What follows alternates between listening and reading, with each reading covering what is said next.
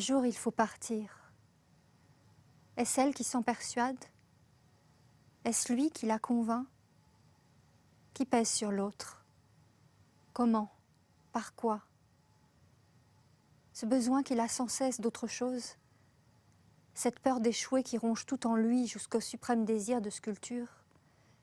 Chez elle, son insupportable sérieux? Cette peur de mal faire, de faire mal.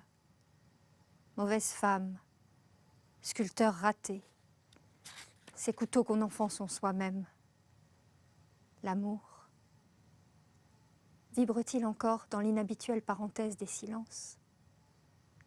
L'amour ne meurt jamais. L'amour s'invente sans cesse. Ces phrases qu'on se lance quand l'amour meurt, justement. Mourir, renaître. Renaître, souvent, c'est partir. Ce billet de train, je l'ai payé en culpabilité, en inquiétude. J'ai quitté la Russie dans les tourments.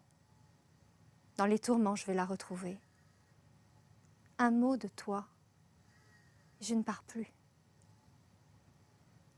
Modigliani allume peut-être une cigarette.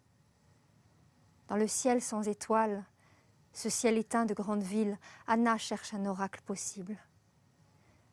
Son regard évite le cercle des sculptures, disposées avec soin sous le mur du fond, puis revient sur l'œuvre en cours, 100 fois abandonnée, 100 fois reprise.